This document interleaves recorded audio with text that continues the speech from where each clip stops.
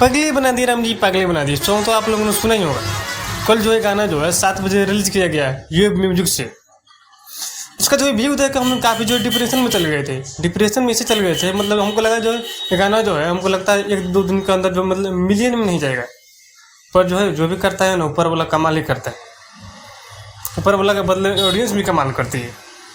जो गाना जो है मात्र जो 24 घंटे के अंदर जो है 25 लाख व्यू जो है क्रॉस कर गया है। 25 लाख व्यू, 1,40,000 अब तक उसका जो है लाइक मिल चुका है। 13,000 जो उसका है अभी तक कमेंट मिला है। तो कहीं ना कहीं एक अच्छी संदेश है। ज़्यादातर जो है फिल्म के गाने जो है ट्रेंड नहीं करते हैं। उसका जो है मतलब मिलियन में व्यू आने में जो है उसका दम निकल लेता है गाने का। आज जो है 8 नंबर पर ट्रेंड कर रहा है। कहीं ना कहीं एक फरिश्ता फिल्म के लिए और उस गाने के लिए अच्छी संदेश है।